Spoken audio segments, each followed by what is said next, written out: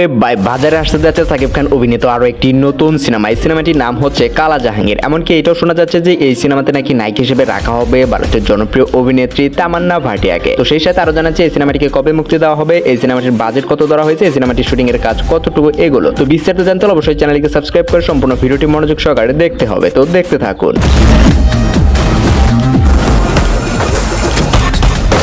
বাজারে নতুন একটি সিনেমা আসবে, নতুন লুকে, নতুন একটি ভাইবে, সেখানে যে সাকিব খান থাকবে না সেটা তো ভাবাই যায় না। তার ওই ধারাবাহিকতায় বাজারে আসতে যাচ্ছে সাকিব খানের আরো একটি নতুন সিনেমা, যে সিনেমাতে সাকিব খানকে দেখা যাবে কালা জাহাঙ্গীরের চরিত্রে। যতটুকু শোনা গেছে, কালা জাহাঙ্গীরের সত্য ঘটনার ভিত্তিতে এরকম একটি সিনেমা তৈরি করা হচ্ছে বাংলাদেশের বাজারে। আর এই সিনেমাতে নায়ক হিসেবে দেখা যাবে মেগা স্টার সাকিব খানকে। আবার অনেকে এটাও বলা বলি করতেছে যে এই সিনেমাতে নাকি নায়ক হিসেবে রাখা হয়েছে ভারতের জনপ্রিয় অভিনেত্রী তামান্না ভাটিয়াকে। তো এই সিনেমাতে তামান্না ভাটিয়াকে রাখা হয়েছে কি হয়নি, এটি আসলে সত্যতা এখন পর্যন্ত পাওয়া যায়নি। তবে যতটুকু শোনা গেছে, কালা জাহাঙ্গীর সিনেমায় সাকিব খানের পারিশ্রমিক হতে পারে প্রায় 2 থেকে 3 কোটি টাকা। এমনকি ওই সিনেমার বাজেটও হতে পারে প্রায় 20 থেকে 25 কোটি টাকা। কেননা সাকিব খান ইতিপূর্বে যেসব সিনেমাতে অভিনয় করেছেন, এইসব সিনেমার রেকর্ড থেকে এইটুকু অনুমান করাই যায়। প্রিয় ভিউয়ার, সাকিব খানের কালা জাহাঙ্গীর সিনেমাতে যদি নায়ক হিসেবে তামান্না ভাটিয়াকে দেখতে পান, তাহলে অবশ্যই আপনার কাছে কেমন লাগবে অবশ্যই কমেন্ট করে জানিয়ে দিবেন। এমনকি আপনি কি চান এই জুটিটি হোক, তাহলে সেটিও অবশ্যই কমেন্ট করে আমাদেরকে জানিয়ে দিবেন। তো আবার দেখা হবে পরবর্তীতে অন্য কোনো নতুন ভিডিওতে। ততক্ষণ পর্যন্ত সকলে ভালো থাকুন, সুস্থ থাকুন। আবার দেখা হবে পরবর্তীতে নতুন কোনো আপডেট ভিডিও নিয়ে আপনাদের মাঝে।